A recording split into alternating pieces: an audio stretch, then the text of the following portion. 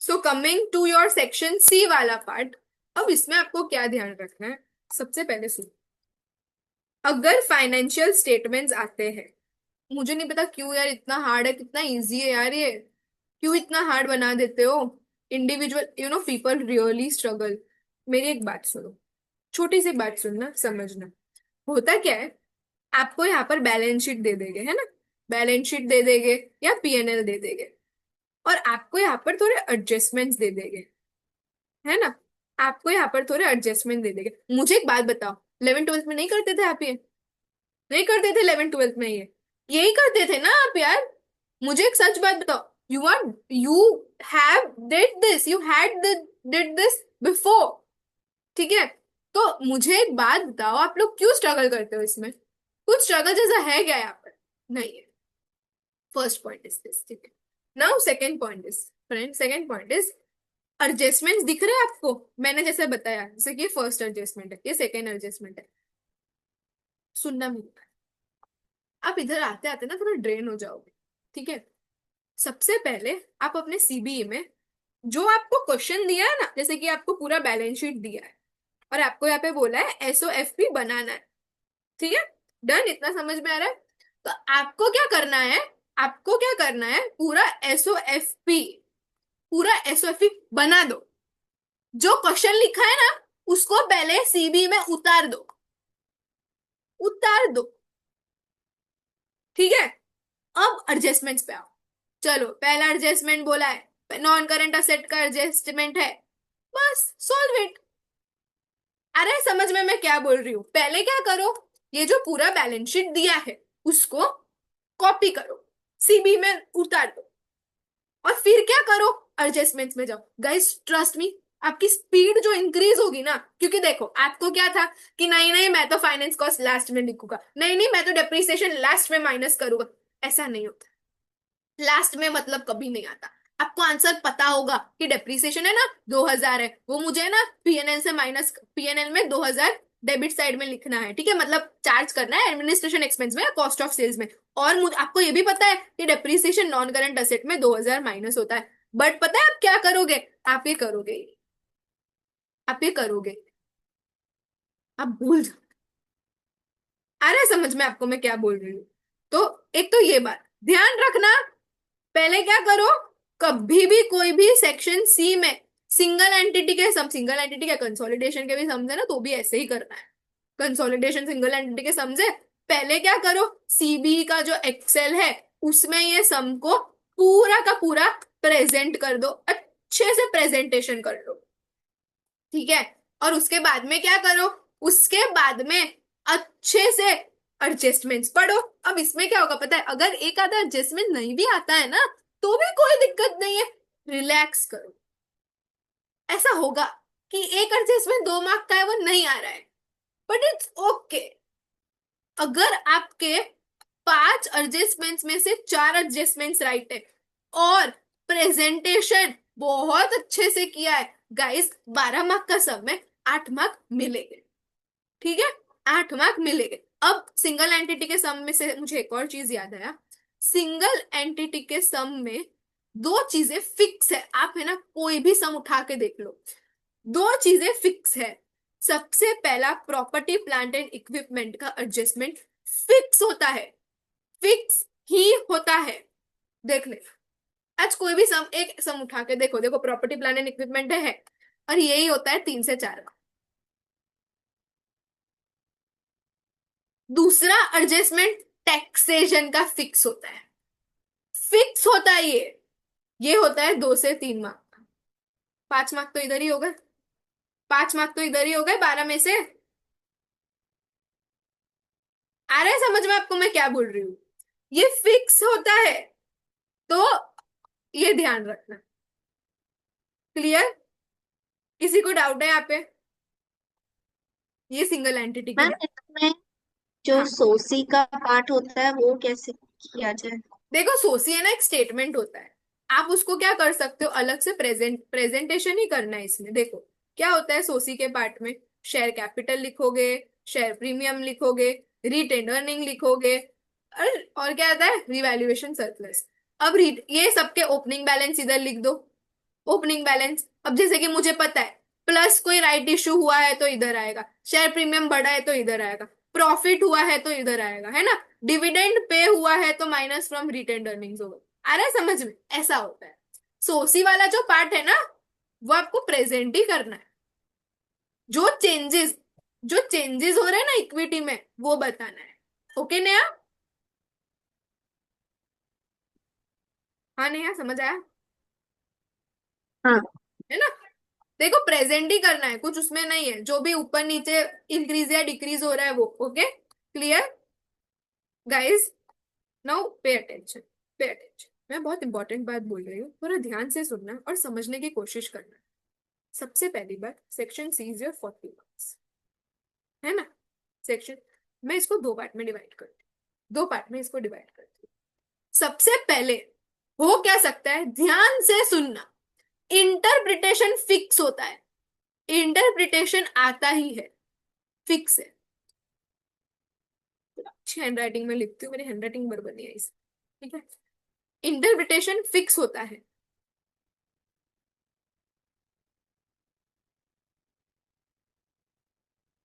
20 mark fix interpretation होता है, जिसमें से 12 मार्क की थ्योरी होती है। और आप ऐसी वैसी थ्योरी लिखोगे ना, मार्क्स नहीं मिलेंगे। आपको थ्योरी डिटेल में लिखनी पड़ेगी। ये इंक्रीज हो रहा है ग्रॉस प्रॉफिट तो क्यों हो रहा है, डिक्रीज हो रहा है तो क्यों हो रहा है, वाई। वाई का जवाब देना पड़ेगा। और यार मुझे एक बात बताओ, यार आप लोग कॉमर्स वाले बच्चे हो, आपको इतना नहीं पता चलेगा कि इंक्रीज हो रहा है तो क्यों हो रहा है, डिक्रीज हो रहा है तो क्यों हो रहा है। Don't you think that you will get this? Don't you think guys? Inter और 8 मार्क के रेशियोज होते हैं, 8 मार्क के या 5 मार्क के, इतने मार्क के। मैं अभी मैक्सिमम 8 ले रही हूँ guys, pay attention, pay attention, ठीक है। आपको क्या लगता है रेशियोज में इजीली मार्क्स मिल जाएंगे? मिल जाएंगे। Gross profit GP divide by sales into 100, वाह बस खत्म। Do you think? इंटरप्रिटेशन के क्वेश्चंस देखे ना कैसे, हर एक क्वेश्चन में ट्विस्ट है। मैं आपको एक क्वेश्चन देती बोलती हूँ, एक पेस्ट्री कंपनी करके क्वेश्चन है, वो करना। एक फ्रेस्को कंपनी करके क्वेश्चन है, करना। फ्रेस्को कंपनी है ना कि, मेरे शायद से ऑडिट, फ्रेस्को कंपनी है, वो चेक करो पंचो। नहीं, फ्रेस्को सिंगल एंटिटी है। Sorry, sorry. एक सेकेंड ना, let me open my text book. एक सेकेंड, मैं आपको बता रही हूँ, just a second.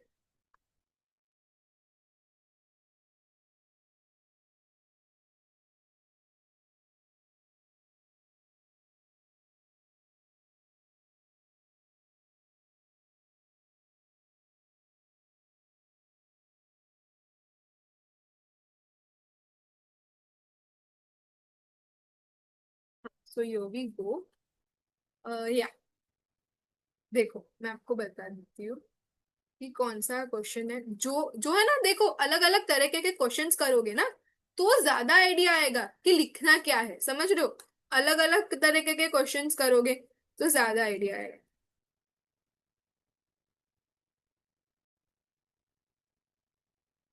Here we go. दिख रही है स्क्रीन? पेस्ट्री कंपनी तो बहुत इंपॉर्टेंट है, देखो। ठीक है, तो पेस्ट्री कंपनी तो करना ही है। मस्त क्वेश्चन है, मजा आएगी। एक वीनस ग्रुप करके क्वेश्चन है, करना। वुड बैंक करना, ठीक है। एक काल है, वो भी करना। ये क्वेश्चन है ना, एग्जाम के 2 दिन पहले होने चाहिए। ओके, ये क्वेश्चंस एग्जाम के 2 दिन पहले होने चाहिए, ये वाले। क्लियर हो? Done guys, please do this question. अब मैं थोड़ा इंटरप्रिटेशन पे और आती हूँ, सुनो। बहुत इंपॉर्टेंट बात बोल रही हूँ, ध्यान से सुनना। इंटरप्रिटेशन दो तरीके के हो सकते हैं। सिंपल सम्स हो सकते हैं। सिंपल सम्स कैसे? इंडस्ट्री कंपैरिजन, ठीक है, पहला ये इंडस्ट्री कंपैरिजन। दूसरा क्या? कंपटीटर के साथ कंपेयर कर रहे हो खुद को। तीसरा क्या? खुद के साथ कंपेयर कर रहे हो, previous year to current year compare कर रहे हो। सिंपल सम्स ये, ठीक है। छोटे छोटे सम्स, इजी सम्स, कि इंडस्ट्री में इतना ग्रॉस प्रॉफिट है तो हमारा भी इतना होना चाहिए, इंडस्ट्री में गेयरिंग इतना है तो हमारा भी गेयरिंग इतना होना चाहिए, ऐसा। Now moving to next. अब थोड़ा ट्रिकी और आपके लिए रिस्क वाला पार्ट है, रिस्की थिंग्स। अगर इंटरप्रिटेशन में कंसोलिडेशन आ गया, जो आपका देखो ये सम है, वीनस ग्रुप, पिनाडी ग्रुप, ये ग्रुप वाले सम दिख रहा है आपको। वुड बैंक भी, वुड बैंक में भी है, वुड बैंक में भी कंसोलिडेशन है क्योंकि वुड बैंक ने शॉ को एक्वायर कर लिया। ऐसा क्वेश्चन है गाइस। अगर कंसोलिडेशन का क्वेश्चन आ गया तो 20 मार्क में पक्का सिंगल एंटिटी ही आएगा, कंसोलिडेशन नहीं आएगा। समझ में आ रहा है? देखो दो चीजें हो सकती है, 20 मार्क में या सिंगल एंटिटी है या कंसोलिडेशन है, या 20 मार्क में फिक्स है, इंटरप्रिटेशन तो आएगा ही। बट अगर इंटरप्रिटेशन में ग्रुप का सम आ गया तो यहाँ पर पक्का सिंगल एंटिटी आएगा। समझ में आ रहा है? दो दो कंसोलिडेशन के सम तो एग्जामिनर नहीं पूछ सकता ना, है ना? तो अब आप बोलोगे कि क्या करें, सब पढ़ना है, 4 दिन है। You know what I believe you have guys 5 days to do। ठीक है, मंडे, ट्यूसडे, वेडनेसडे, संडे को तो भूल ही गई, ठीक है, संडे को थोड़ा तो पढ़ोगे, थर्सडे को तो एग्जाम। चलो, you have 4 days to go, है ना? 4 days टू गो। आज आपको ये आइडिया आ गया कि यार रिस्क तो बहुत है 14। पहले ना फिक्स होता था, पहले क्या होता था पता है? जब बहुत पहले, 3-4 साल पहले क्या होता था, एक सम फिक्स है कंसोलिडेशन का, ही आएगा 20 मार्क का, दूसरा सम फिक्स है इंटरप्रिटेशन का, आएगा 20 मार्क का, और इतना इजी हो देता है, सो इजी सम्स। बट अब ऐसा नहीं होगा, अब ऐसा नहीं होगा। आपके पास ये 4 दिन है, what you can do, you know, रोज एक सम, रोज एक नहीं, रोज 2 सम इंटरप्रिटेशन के करो। एक सम ग्रुप वाला, मतलब 2 सम रोज करो इंटरप्रिटेशन के।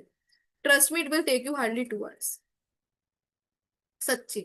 And it is so necessary. Interpretation आपको डुबा भी सकता है और आपको ऊंचा भी कर सकता है। इंटरप्रिटेशन कैन 50 से 60-70 भी लेकर आ सकता है ना? 60 तो ला ही सकता है इंटरप्रिटेशन, या 50 से सीधा 40 भी ला सकता है।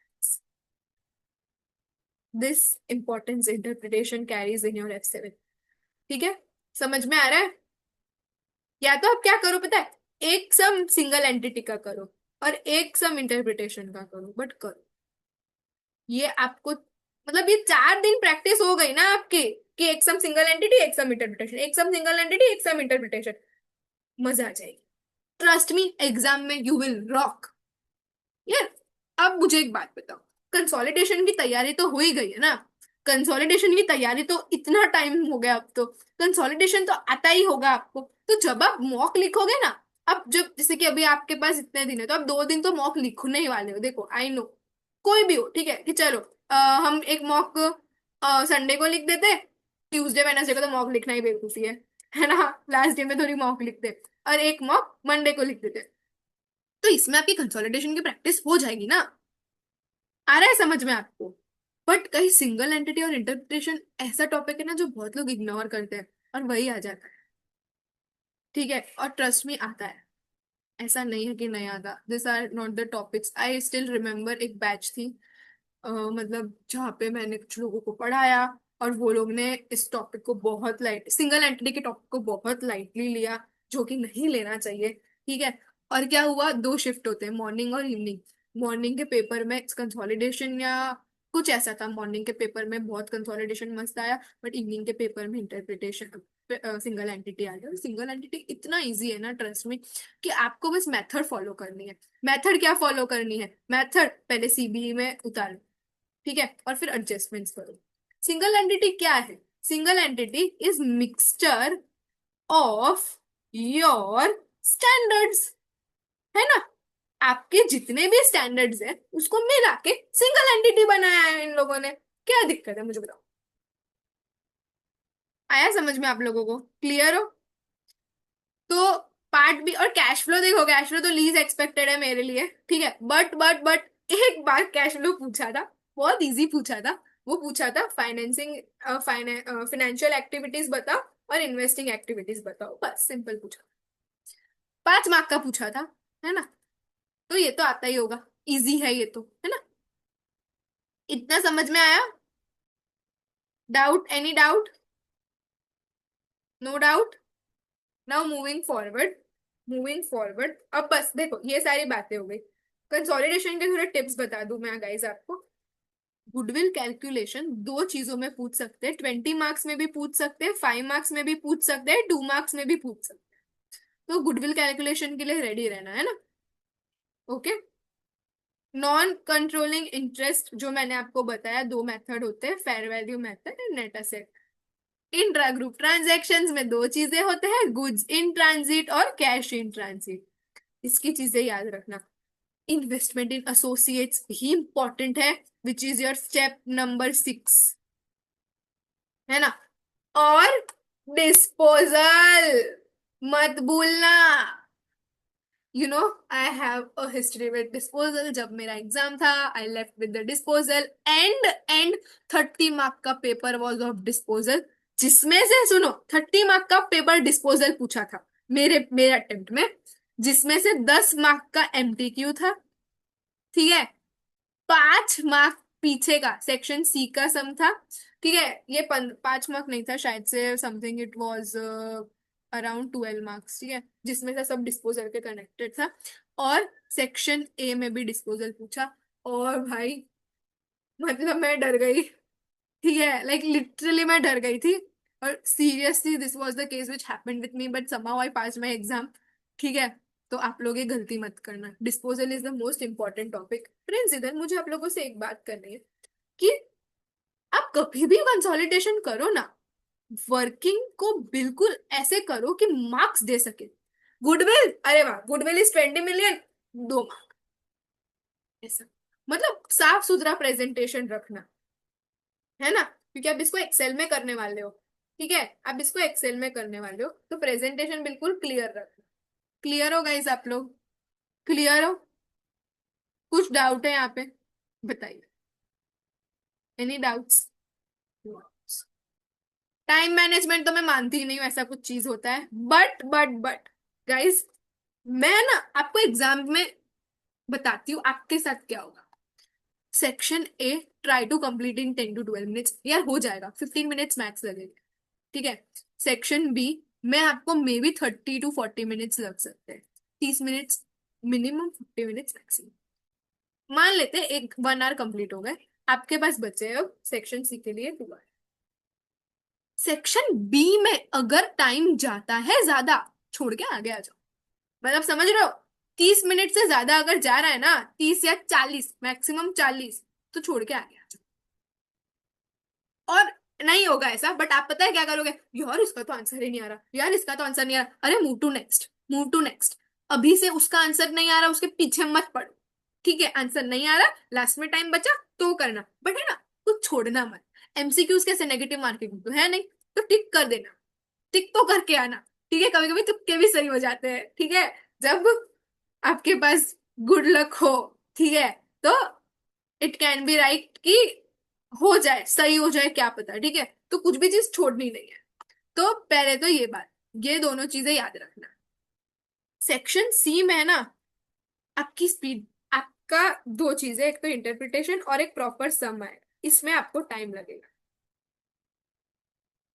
इसमें आपको ट्रस्ट मी 45 मिनट्स लगेंगे। भले कितना भी आप है ना टाइम मैनेजमेंट कर लो, ये कर लो, इसमें 45 to 50 मिनट पक्का लगेंगे, पक्का लगेंगे, है ना। और इसमें इंटरप्रिटेशन में guys, right fast, right fast, have a typing speed. अभी से ध्यान रख लो कि मैं क्या क्या लिखूंगी। मैं पहले ग्रॉस प्रॉफिट के बारे में लिखूंगी, मैं आपको बताती हूँ, देखो मैं कैसे करती थी। एक second, just a second, 2 minute और। मैं पहले ग्रॉस प्रॉफिट के बारे में लिखती थी, मैं ग्रॉस प्रॉफिट में रेवेन्यू भी इंक्लूड करती थी और कॉस्ट ऑफ सेल्स भी इंक्लूड करती थी। ठीक है, मैं कॉस्ट ऑफ सेल्स में एक और पॉइंट लिखती थी कि वो क्यों, how how it is increasing, क्या क्यों बढ़ रहा है। ठीक है, फिर मैं ऑपरेटिंग प्रॉफिट के बारे में लिखती थी। ऑपरेटिंग प्रॉफिट में मैं सिर्फ ऑपरेटिंग एक्सपेंसेस के बारे में लिखती थी, क्योंकि मैंने रेवेन्यू के बारे में पहले से डिस्कस कर लिया है।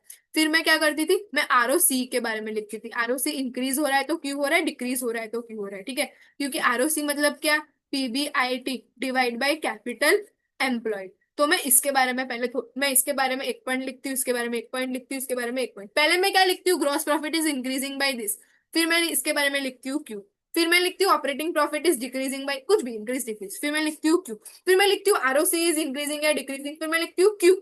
ठीक है, तो ऐसे ऐसे करके एक एक एक एक 3 मार्क्स का, ठीक है। फिर आगे अगर इंटरेस्ट कवरेज होता है which is PBIT, interest coverage होता है which is PBIT divide by interest, फिर मैं इसके बारे में लिखती थी क्यू, ठीक है। फिर मैं आ गया, ये हो गया आपका परफॉर्मेंस, ये हो गया आपका, जस्ट अ सेकेंड कुछ कर पड़ेगा, ये हो गया आपका परफॉर्मेंस। ये परफॉर्मेंस, परफॉर्मेंस हमेशा 4 से 5 मार्क का होगा, फिक्स है, आता ही है, ठीक है। ये हो गया। अब आगे मैं आती हूँ पोजीशन।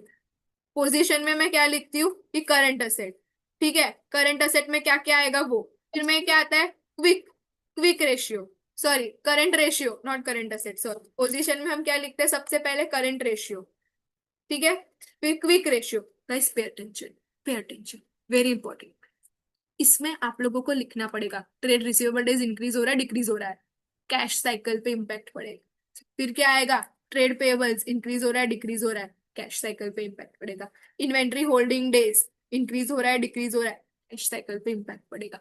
सो पोजीशन में आपको कैश साइकिल के बारे में लिखना पड़ेगा, वर्किंग कैपिटल जिसको हम बोलते हैं उसके बारे में लिखना। क्लियर हो, क्लियर हो, समझ में आ रहा है। ये आपका टोटल 8 मार्क का होता है रेशियो, इतना। गैरिंग, गैरिंग के बहुत लेस चांसेस है पूछने के, बट गैरिंग तो बहुत इजी है। देखो गैरिंग पूछे तो गैरिंग, अच्छा मुझे बता, तो गैरिंग कितने परसेंट से ज्यादा नहीं होना चाहिए, 50% से ज्यादा नहीं होना चाहिए, करेक्ट। तो आप क्या लिखोगे, 50% से ज्यादा है तो देर आर चांसेस कि कंपनी के ऊपर बर्डन है, राइट। कंपनी में भी फ्यूचर में बैंकरप्ट हो सकती है, गोइंग कंसर्न इश्यूज आ सकते हैं, आ गए हैं नहीं, आ सकते हैं। Okay, you need to write this language. Okay, आपको ऐसा नहीं है अरे कंपनी तो बंद हो गई, नहीं नहीं, ऐसा नहीं लिखना है, ठीक है। Make your vocabulary clear what you are write. Clear है गाइस, इतना समझ में आया आप लोगों को, कोई डाउट, रेशियोज कैसे लिखने हैं। Guys again I would really like to tell you one thing, one thing which is so important. If you are calculating trade receivable days and you are not writing, जैसे कि trade receivable days has increased by 5 days, तो bracket में लिखो in 2002 it was 50 and in 2003 it became 55, ऐसे लिखना पड़ेगा ना यार। कैसे मार्क्स, आप 5 डेज बोल के छोड़ देते हो तो कैसे थोड़ी मार्क्स आ रहे हैं समझ में, ठीक है। ये लिखना पड़ेगा, इंटरप्रिटेशन में आपको थोड़ी मेहनत तो करनी पड़ेगी। क्लियर हो आप, समझ में आया आप लोगों को, पक्का। ओके तो देखो टाइम मैनेजमेंट आई जस्ट से, ठीक है। Avoid over investing in MTQs if you are stuck, move on guys, move on. Okay, learn interpretation techniques जो मैंने आपको भी बता दी है, जो मैंने आपको भी बता दी, ठीक है।